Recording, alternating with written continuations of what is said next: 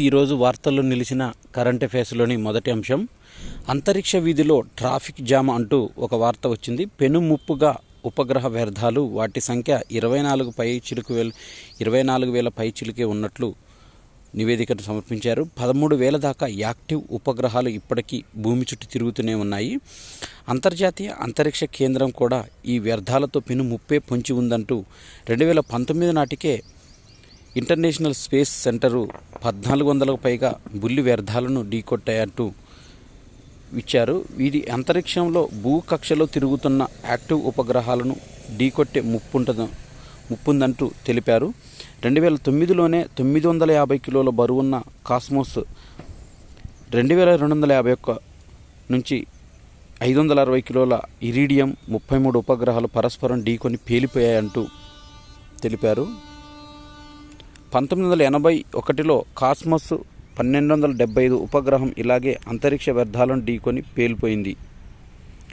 1996లో ఫ్రాన్స్కు చెందిన బుల్లి ఉపగ్రహం సిరీస్ కూడా 1986లో పేలిపోయింది. 2006లో రష్యా ఉపగ్రహం ఎక్స్ప్రెస్ కూడా గుర్తు తెలియని శకలం దెబ్బకు శాశ్వతంగా మోగబోయింది.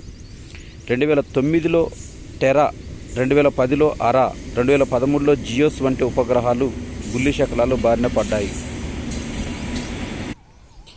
2023లో ఇప్పటి వరకు ప్రపంచవ్యాప్తంగా విజయవంతంగా జరిగిన ఉపగ్రహ ప్రయోగాలు ఏకంగా 2,917. 1957లో అమెరికా తొలిసారిగా స్పుత్నిక్ ఉపగ్రహాన్ని అంతరిక్షంలో ప్రయోగించి చరిత్ర సృష్టించింది. అప్పటి నుంచి 1987 దాకా 30 ఏళ్లలో జరిగిన మొత్తం అంతరిక్ష ప్రయోగాల కంటే ఒక్క 2023లోనే విజయవంతంగా ప్రయోగించిన ఉపగ్రహాల సంఖ్య చాలా ఎక్కువ అని తెలిపింది. అంతరిక్షంలో ఏకంగా 12,930 ఉపగ్రహాలు భూమి చుట్టూ తిరుగుతున్నాయి. ఇవిగాక అంతరిక్షానికి చేరాక విఫలమైనవి, కొంతకాలం పాటు పనిచేసి చేతులెత్తేసినవి కూడా ఈ లిస్టులో ఉన్నాయి. తెలంగాణ రాష్ట్ర ప్రభుత్వము ప్రతిష్టాత్మకంగా తెలంగాణ రాష్ట్ర గేయాన్ని ఆమోదించింది. ఈ తెలంగాణ రాష్ట్ర గేయమైన జయ జయ హే తెలంగాణను రచించింది అందెశ్రీ. ఈ అందెశ్రీ తెలంగాణ కవిగా, సినీ గేయ రచయితగా, ప్రజాకవిగా, ప్రకృతి కవిగా ప్రసిద్ధి చెందాడు. ఇతను వరంగల్ జిల్లా జనగామ వద్ద ఉన్న రేబర్తి అనే గ్రామంలో జూలై 18, 1961లో జన్మించారు. ఈయన అసలు పేరు హందే ఎల్లయ్య. గొర్రెల కాపరిగా ఉన్న ఈయన శృంగేరి మఠానికి సంబంధించిన స్వామి శంకర్ మహారాజు అందెశ్రీ పాడుతుండగా విని చేరదీశారు. అందెశ్రీ పాటలు ప్రసిద్ధ నారాయణమూర్తి నటించిన విప్లవాత్మక సినిమాల విజయం వెనుక అందెశ్రీ పాటలున్నాయి. 2006లో గంగ సినిమాకు గాను నంది పురస్కారాన్ని అందుకున్నారు. బతుకమ్మ సినిమా కోసం ఆయన సంభాషణలు రాశాడు. ఇక్కడ కాకతీయ విశ్వవిద్యాలయం అందెశ్రీని గౌరవ డాక్టరేట్తో సత్కరించింది.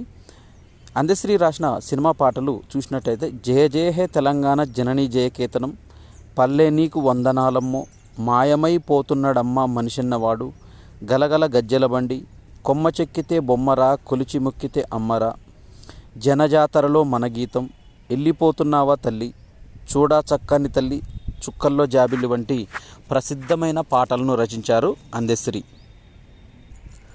భారతీయ జనతా పార్టీ అగ్రనేత, మాజీ ఉప ప్రధాని లాల్ కృష్ణ అద్వానీకి 96 సంవత్సరాల వయసులో కేంద్ర ప్రభుత్వం భారతరత్న పురస్కారాన్ని ప్రకటించింది. జార్ఖండ్కు 12వ ముఖ్యమంత్రిగా జేఏఎం జార్ఖండ్ ముక్తి మోర్చా పార్టీ శాసనసభ పక్షనేత చంపయి సోరెన్ 67, 2024 ఫిబ్రవరి 2న ప్రమాణ స్వీకారం చేశారు సీఎంగా. అంతర్జాతీయ ఉమ్మడి వేదిక ఐక్యరాజ్య సమితి 2024 వార్షిక బడ్జెట్కు భారతదేశం సుమారు 2,730 కోట్లు అంటే $32.89 మిలియన్ విరాళంగా అందజేసింది.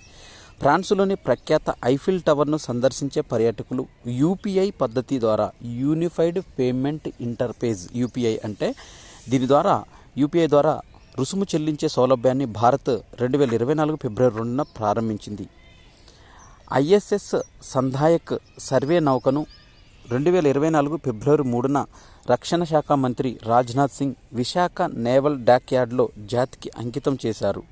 ఈ నౌక ప్రత్యేకతలు: 110 మీటర్ల పొడవు, 16 మీటర్ల వెడల్పు, బరువు 4,130 టన్నులు, గరిష్ట వేగం 18 నాటికల్ మైళ్ళు.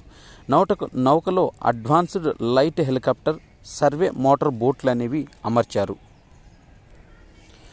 భారతదేశము 75వ గణతంత్ర దినోత్సవ వేడుకలకు ముఖ్య అతిథిగా విచ్చేసిన ఫ్రాన్స్ అధ్యక్షుడు ఇమాన్యుయల్ మెక్రాన్ భారత పర్యటన అద్భుతమంటూ తన విశేషాలను పంచుకున్నారు. భారత్లో గణతంత్ర వేడుకలకు హాజరైన తర్వాత ప్రముఖులతో సమావేశాలు తదితర సందర్భాల్లో అందులో చూపించారు. భారత్ మరిన్ని పెట్టుబడులు పెట్టేందుకు ప్యారిస్ తహతహలాడుతుందంటూ ఫ్రాన్స్ కూడా ఇందులో భాగం కానుందంటూ సంతోషాన్ని వ్యక్తం చేశారు. 2030 నాటికి భారత్ నుంచి 30,000 మంది విద్యార్థులను ఆహ్వానించేందుకు ఫ్రాన్స్ సిద్ధంగా ఉందంటూ ఆయన పునరుద్ఘాటించారు. తల్లిదండ్రులు పగటిపూట ఉద్యోగాలు పనులకు వెళ్ళినప్పుడు వారి పిల్లలను జాగ్రత్తగా చూసే సంరక్షణ కేంద్రాలు, క్రిష్ కేంద్రాల నిర్వహణపైన కేంద్ర ప్రభుత్వం విధి విధానాలను జారీ చేసింది. ఇలాంటి కేంద్రాలు మరిన్ని ఏర్పాటైతే వృత్తి ఉద్యోగాలకు వచ్చే మహిళల సంఖ్య పెరుగుతుందని, తద్వారా వారి కుటుంబాలు ఆర్థికంగా మేలు కలుగుతుందంటూ క్రిష్ రంగంలో మహిళలు కొత్త ఉద్యోగాలు లభిస్తాయంటూ తెలిపారు. దీనికి మహిళా శిశు సంక్షేమ శాఖ ప్రత్యేక నిబంధనలు అనేవి రూపొందించింది. పిల్లల సంరక్షణ కేంద్రాల్లో సిబ్బందిగా మహిళలు మాత్రమే నియమించుకోవాలని, సూపర్వైజర్లు, హెల్పర్ల నియామకంలో పోలీసు వ్యక్తిగత వైద్య ధృవీకరణ పత్రాలు తప్పనిసరి అంటూ సూపర్వైజర్కు ఇంటర్ క్వాలిఫికేషన్, హెల్పర్కు 10వ తరగతి విద్యార్హత ఉండాలని సూచించింది. పిల్లలకు ఆరోగ్య భద్రత, పౌష్టికాహారం, రక్షణ, విద్యాబోధన సౌకర్యాలు కల్పించాలని, పిల్లల వైద్య రికార్డులు నిర్వహించాలి, కేంద్రాల్లో సీసీ కెమెరాలు ఉండాలి, కేంద్ర సమాచారం స్థానిక పోలీసులు, శిశు సంక్షేమ అధికారులు, కార్మిక శాఖలకు అందుబాటులో ఉంచాలి, నిర్వాహకులు తల్లిదండ్రుల మధ్య వివాదాలు తలెత్తితే ఆ కేంద్ర పరిపాలనా కమిటీ పరిష్కరిస్తుందంటూ తెలిపింది. జమ్మూ కాశ్మీర్లోని పట్నిటాప్ హిల్ స్టేషన్లో ఆదివారం రహదారిపైన విపరీతమైన మంచు పేరుకుపోయింది. హిమపాతం కారణంగా కాశ్మీర్లోని విమానాల రాకపోకలకు కూడా అంతరాయం ఏర్పడింది. కృత్రిమ మేధ, ఆర్టిఫిషియల్ ఇంటెలిజెన్స్ డెవలప్ అయిన తర్వాత చాలా విప్లవాత్మకమైన మార్పులు తీసుకొస్తున్నారు. ఇందులో భాగంగానే ప్రముఖ సంగీత దర్శకుడు ఏఆర్ రెహమాన్ రజనీకాంత్ కీలక పాత్రలు తెరకెక్కిస్తున్న లాల్ సలాం చిత్రానికి సంగీత దర్శకుడు ఏఆర్ రెహమాన్ ఇందులో కృత్రిమ మేధస్సు సాంకేతిక పరిజ్ఞానం సహాయంతో దివంగత గాయకులు బంబా బక్యా, Shahul హమీదులతో పాడించారు.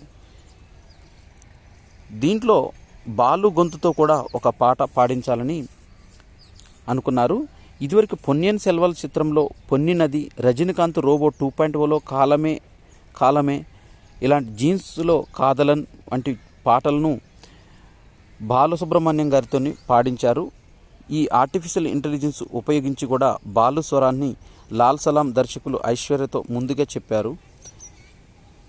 SP Balasubrahmanyam sir గొంతుని recreate చేయమని అడుగుతున్నారని, దాన్ని కూడా పరిశీలిస్తున్నామంటూ ఈ సందర్భంగా వీరు తెలిపారు.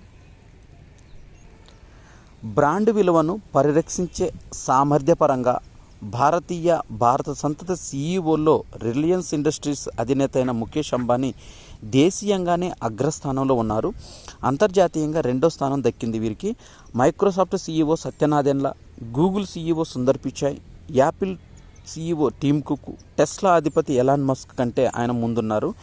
టాన్సెంట్కు చెందిన హంగెంట్ మా ప్రపంచవ్యాప్తంగా తొలి స్థానంలో ఉన్నారంటూ బ్రాండ్ ఫైనాన్స్ తెలిపింది. కార్పొరేట్ బ్రాండ్ విలువను బలపరిచేలా బ్రాండ్ గార్డియన్షిప్ సంరక్షక సూచి 2024 రూపొందించింది. ఒకసారి ఈ కంపెనీ బ్రాండ్ విలువలను మనం చూసినట్టయితే ఈ బ్రాండ్ గార్డియన్ సూచీలో గతేడాది 8వ స్థానంలో ఉన్న టాటా సన్స్ చైర్మన్ ఇప్పుడు 6వ ర్యాంకుకు లభించింది. ఈ ర్యాంకులో ఒకసారి చూసినట్టయితే టాన్సెంట్కు చెందిన హంటింగ్ మా ప్రపంచవ్యాప్తంగా తొలి స్థానంలో ఉన్నారు. ముఖేష్ అంబానీ రిలయన్స్ 2వ స్థానం, టాటా గ్రూప్కు చెందిన చంద్రశేఖరన్ 5వ స్థానం, మహీంద్రా చెందిన అనీషా 6వ స్థానం, అడోబ్కు చెందిన శంతన్నారాయణ 7వ స్థానం, గూగుల్కు చెందిన సుందర్ పిచాయ్ 8వ స్థానం, మైక్రోసాఫ్ట్ సీఈఓ సత్యనాదెన్ల 9వ స్థానం, ఇన్ఫోసిస్ సలీల్ ఫరీక్ 16వ స్థానం, హెచ్డిఎఫ్సి బ్యాంకు శశి జగదీశన్ 22వ స్థానం, ఎస్బీఐ దినేష్ కుమార్ ఖారా 24వ స్థానంలో కొనసాగుతున్నారు. తెలంగాణ రాష్ట్ర ప్రభుత్వంలో తెలంగాణ పబ్లిక్ సర్వీస్ కమిషన్ కార్యదర్శిగా నవీన్ నికోలస్ ఎంపికయ్యారు. ఎస్సీ గురుకులాలు కార్యదర్శిగా నవీన్ నికోలస్ను నియమించింది. నికోలస్ గిరిజన సంక్షేమ శాఖ అదనపు సంచాలకులుగా పనిచేసినప్పుడు గురుకుల నియామక బోర్డు కన్వీనర్గా బాధ్యతలు స్వీకరించారు. ఆ సమయంలో గురుకుల పోస్టుల భర్తీ ప్రక్రియలో ప్రవేశించిన అనుభవం ఉంది. ఇటీవలే ఐఏఎస్లకు పదోన్నతులు పొందిన వాటిలో కొంతమంది చూస్తున్నట్టయితే నవీన్ నికోలస్ ఎస్సీ గురుకులాల కార్యదర్శి నుంచి టీఎస్పీఎస్సీ కార్యదర్శిగా వచ్చారు. అనితా రామచంద్రన్ టీఎస్పీఎస్సీ కార్యదర్శి నుంచి పంచాయతీరాజ్ కమిషన్కి ట్రాన్స్ఫర్ చేశారు. బాలామాయాదేవి చీఫ్ రేషనింగ్ ఆఫీసర్ నుంచి బీసీ సంక్షేమ శాఖకు, హనుమంతరావు పంచాయతీరాజ్ కమిషనర్ నుంచి సమాచార పౌర సంబంధాల కమిషనర్కు, అశోక్ రెడ్డి సమాచార పౌర సంబంధాల కమిషనర్ స్థానం నుంచి ఉద్యాన డైరెక్టర్కు, బి గోపి వ్యవసాయ కమిషనర్ స్థానం నుంచి మత్స్యశాఖ కమిషనర్ స్థానానికి బదిలీ, నిర్మలా కాంతి వెస్లీ క్రైస్తవ మైనార్టీ సంస్థ ఎండీ నుంచి స్త్రీ శిశు సంక్షేమ శాఖ డైరెక్టర్గా బదిలీ, సీతాలక్ష్మి వెయిటింగ్లో ఉంచారు. సీతాలక్ష్మి ఫణీందర్ను వీరిద్దరిని వెయిటింగ్లో పెట్టారు. విఎస్వి ప్రసాద్ జూ పార్కుల డైరెక్టర్ నుంచి పౌర సరఫరాల డైరెక్టర్కి బదిలీ. తెలంగాణ రాష్ట్రంలో పట్టభద్రుల ఎమ్మెల్సీ ఓట్ల నమోదు ప్రక్రియ అనేది నత్తనడకగా సాగుతుందంటూ ఇప్పటివరకు 2,60,000 మంది మాత్రమే ఓటు హక్కును నమోదు చేసుకున్నారంటూ తెలిపారు. ఏప్రిల్ 4న వరంగల్, ఖమ్మం, నల్గొండ మండలి నియోజకవర్గం తుది జాబితాను ప్రకటించనున్నారు. ఓటర్ల నమోదుకు ఎన్నికల సంఘం CEO తెలంగాణ.nic అనే వెబ్సైట్లో ఏర్పాటు చేసింది. ఇందులో ఫామ్ 18ను గ్రాడ్యుయేట్స్ను భర్తీ చేసే నేరుగా అధికారులకు పంపవచ్చంటూ ముసాయిదా జాబితాను వెలువరించింది. నమీబియా అధ్యక్షుడు హాగే గాంగోబ్ 82 సంవత్సరాల వయసులో కన్నుమూశారు. క్యాన్సర్తో బాధపడుతున్న ఆయన ఆదివారం దేశ రాజధాని మిడ్హక్లో లేడీ పోహంబా ఆసుపత్రిలో తుదిశ్వాస విడిచాడు. ఆయనకి ఇటీవలే క్యాన్సర్ నిర్ధారణ అయింది. 2015లో అధ్యక్షుడిగా ఎన్నికైన హాగే గాంగోబ్ అప్పటి నుంచి దేశాన్ని పరిపాలిస్తున్నారు. ఆయన మృతికి దేశానికి తీరని లోటంటూ తెలిపారు. డెమోక్రటిక్ పార్టీ తరపున అధ్యక్ష అభ్యర్థి రేసులో అమెరికా అధ్యక్షుడు జో బైడెన్ శనివారం తొలి గెలుపు నమోదు చేశారు. దక్షిణ కరోలినా ప్రైమరీలో ఏకంగా 96.2% ఓట్లు సాధించి ఘన విజయాన్ని తన ఖాతాలో వేసుకున్నారు. రెండో స్థానంలో మెరియన్ విలియమ్స్కు రాష్ట్రంలో కేవలం 2.1% ఓట్లు మాత్రమే దక్కాయి. శాసనసభ ఎన్నికలప్పుడు ఆదాయ పన్ను శాఖ జప్తు చేస్తున్న నగదు, ఉచిత రాయితీల విలువ గతంతో పోలిస్తే గణనీయంగా పెరుగుతుందంటూ central board of direct taxes chairman Nitin Gupta తెలిపారు. పేగు క్యాన్సర్ తొలి దశలో ఉండగానే నయం చేయగల సరికొత్త టీకా త్వరలో అందుబాటులోకి వచ్చే అవకాశాలు కనిపిస్తున్నాయి. రాయల్ సర్రే NHS ఫౌండేషన్ ట్రస్ట్లో పనిచేస్తున్న బ్రిటిష్ ఇండియన్ వైద్యుడు డాక్టర్ టోనీ డిల్లో నేతృత్వంలో దానిపై ట్రయల్స్ జరుగుతున్నాయి. ఆస్ట్రేలియాకు చెందిన ప్రొఫెసర్ టీమ్ ప్రెస్తో కలిసి ఢిల్లీలో ఈ టీకాను అభివృద్ధి చేశారు. ప్రపంచవ్యాప్తంగా కేవలం 44 మంది రోగులపైన దీన్ని ప్రయోగాత్మకంగా పరీక్షించనున్నారు. అంతరిక్షంలో అత్యధిక కాలం గడిపిన వ్యక్తిగా రష్యా కాస్మోనాట్ ఒలెగ్ కొనోనెంకో 50 సంవత్సరాల వ్యక్తి రికార్డు సృష్టించారు. 2008 నుంచి ఇప్పటిదాకా 5 సార్లు అంతర్జాతీయ అంతరిక్ష కేంద్రం ఇంటర్నేషనల్ స్పేస్ స్టేషన్కు వెళ్ళారు. ఆదివారం నాటికి కొనోనెంకో మొత్తంగా 878 రోజులు 12 గంటల పాటు అంతరిక్షంలో ఉన్నట్లయింది. రష్యా అంతరిక్ష పరిశోధన సంస్థ రాస్ కాస్మోస్ వెల్లడించింది.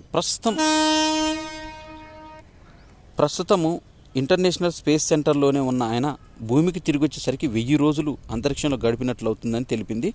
అంతరిక్షంలో అత్యధిక కాలం గడిపిన రికార్డు రష్యాకి చెందిన గెన్నడీ పదల్కా 878 రోజుల 11 గంటల 29 నిమిషాల 48 సెకండ్ల పేరిట ఇన్నాళ్ళు ఉంది. ఇప్పుడు ఆ రికార్డు తిరగరాయనున్నారు ఒలెగ్ కొనోనెంకో. సత్యేంద్ర సివాల్ రష్యాలోని భారత దౌత్య కార్యాలయంలో పనిచేస్తూ పాకిస్తాన్ తరపున గూఢాచార్యానికి పాల్పడుతున్న భారతీయుని ఉత్తరప్రదేశ్ పోలీసులు అరెస్టు చేశారు. యెమెన్లోని హౌతీల స్థావరాలపైన అమెరికా, బ్రిటన్ బలగాలు విరుచుకుపడ్డాయి. యుద్ధ విమానాలు, నౌకలతో శనివారం దాడులు చేశాయి. మొత్తం 13 ప్రాంతాల్లో 36 హౌతీల స్థావరాలను తాము లక్ష్యంగా చేసుకున్నట్టు అమెరికా రక్షణ మంత్రి లాయిడ్ ఆస్టిన్ తెలిపారు. చిలీలో కార్చిచ్చు అంటుకుంది. 64 మంది దుర్మరణం చెందారు. అగ్నికి ఆహుతైన ప్రఖ్యాత బొటానికల్ గార్డెన్.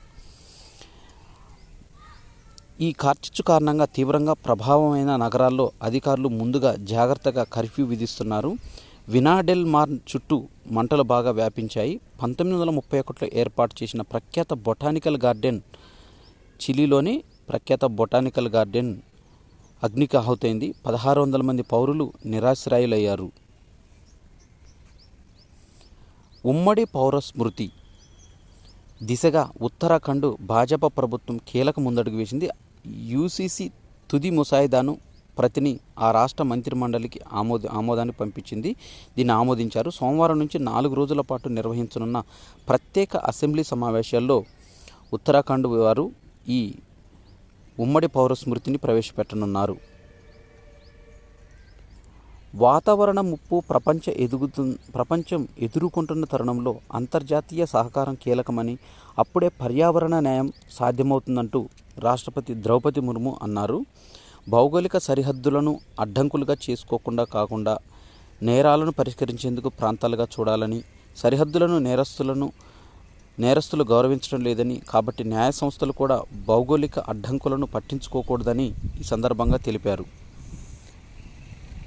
ఢిల్లీలో జరిగిన Commonwealth legal education association Commonwealth attorney solicitor general సమావేశంలో ఈ విషయాన్ని ప్రస్తావించారు. దేశానికి స్వాతంత్రం వచ్చిన తర్వాత దీర్ఘకాలంతో పాటు అధికారంలో ఉన్న ప్రభుత్వాలు మన దేశంలోని ప్రధాన స్థలాలు, ప్రాముఖ్యతను గుర్తించడంలో విఫలమయ్యాయంటూ నరేంద్ర మోదీ విమర్శించారు. జార్ఖండ్ ముక్తి మోర్చా నేతృత్వంలో సంకీర్ణ ప్రభుత్వం సోమవారం బలపరీక్షను ఎదుర్కోనున్న నేపథ్యంలో ఆ పార్టీ ఎమ్మెల్యేలు ధిక్కార స్వరం వినిపించనున్నారు. ప్రముఖ సినీ నటి శ్రీదేవి మరణంపైన నకిలీ పత్రాలను సృష్టించిన భువనేశ్వర్కు చెందిన దీప్తి ఆర్ పిన్నిటిపైన ఛార్జిషీట్ దాఖలు చేశారు. శ్రీదేవి మృతిపైన అనుమానాలు వెల్లిబుచ్చుతూ దీప్తి సామాజిక మాధ్యమాల్లో అనేక చర్చలు జరిపారు. అయితే ఈ సందర్భంగా ఓ యూట్యూబ్లో ఇంటర్వ్యూకు వివాదాస్పదమైన ఆరోపణలు చేశారు. తాను శ్రీదేవి మరణంపైన సొంతంగా విచారణ జరిపానని, అందులో యుఏఈ, భారత ప్రభుత్వాలు నిజాలను దాచాయంటూ పేర్కొన్నారు.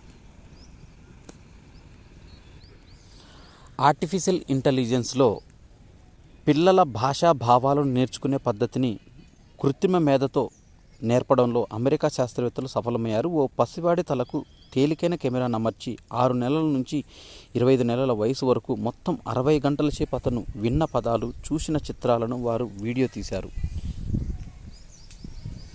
నడి వయసు వచ్చాక పియానో వంటి వాయిద్య సంగీతాలతో సంగీతం అభ్యసించడం, ఆస్వాదించడం మెదడుకు చురుగ్గా ఉంటుందని బ్రిటన్లోని ఎక్సెటర్ విశ్వవిద్యాలయ పరిశోధకులు తేల్చారు. సంగీతం వల్ల పెద్ద వయసు వారిలో జ్ఞాపక శక్తి పెరుగుతుందని, సంక్లిష్ట సమస్యలను పరిష్కరించే సామర్థ్యం పెరుగుతుందని తెలిపారు.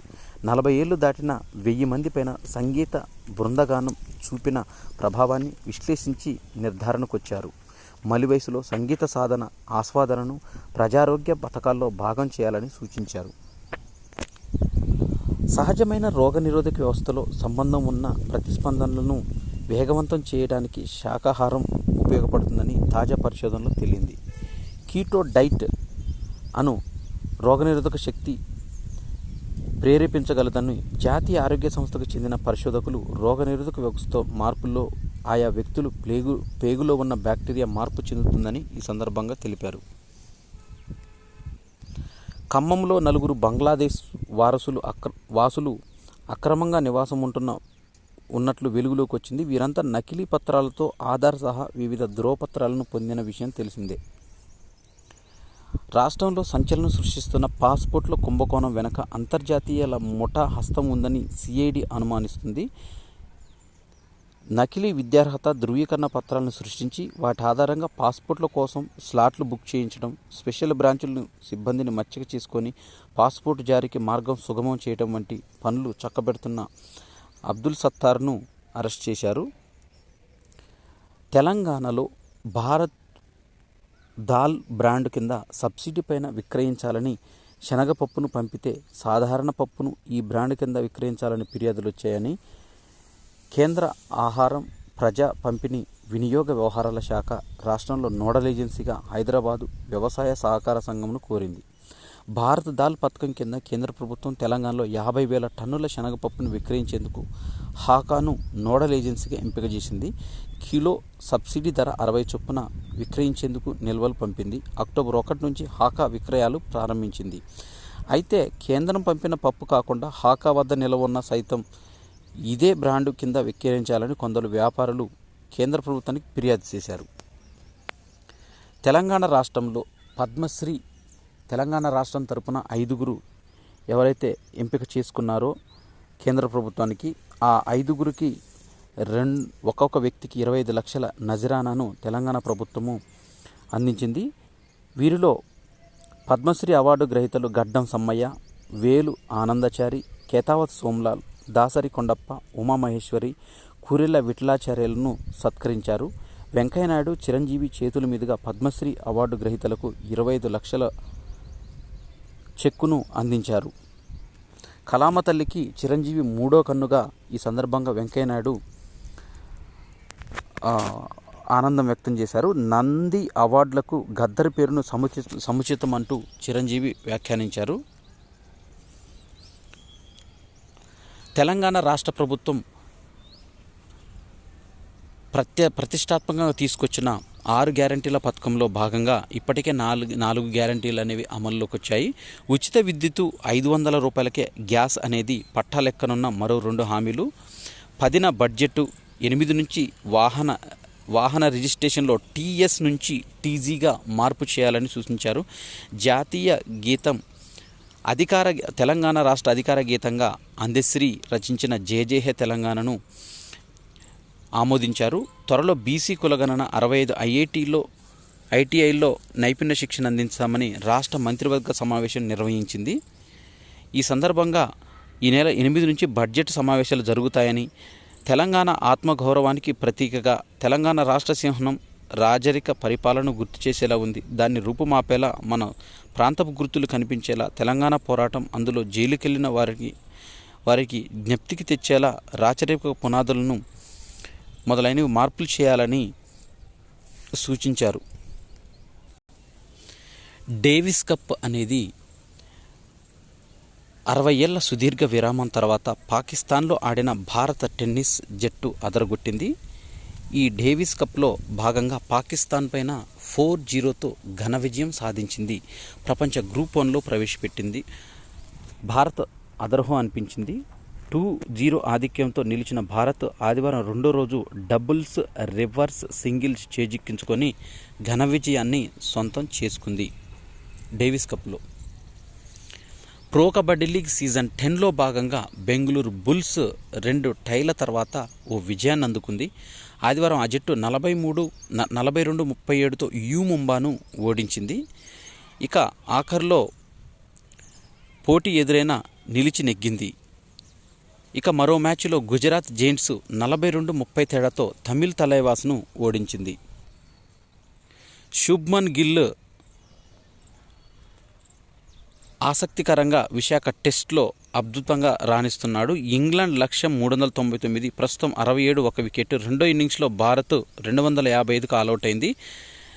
387 భారత్లో ఓ జట్టు ఛేదించిన అత్యధిక లక్ష్యం ఇది. 2006లో చెన్నైలో ఇంగ్లాండ్ పైన భారత్ ఈ ఛేదించింది. 378 అనేది టెస్టులో ఇంగ్లాండ్ అత్యధిక లక్ష్య ఛేదన. 2022లో బర్మింగ్ హామ్లో భారత్ పైన ఛేదించింది. భారత్లో 5 ఆ జట్టు విజయవంతమైన ఛేదనను 207, 190, 207తో 1972లో భారత్ మాత్రమే ఈ ఘనత సాధించింది. టెస్టుల్లో 3వ స్థానంలో శుభ్మన్ గిల్ చేసిన శతకాలు ఇవి. నెంబర్ 1కు చేరాడు. ఇవి ఫిబ్రవరి 5, 2024కు సంబంధించిన కరెంట్ అఫైర్స్. ఈ వీడియో నచ్చినట్టయితే లైక్ చేయండి, షేర్ చేయండి, కామెంట్ చేయండి. నా ఛానల్ సబ్స్క్రైబ్ చేసుకోవడం ద్వారా నేను చేసే వీడియోస్ అన్నీ మీకు నోటిఫికేషన్ రూపంలో వెలువడతాయి. Thanks for watching.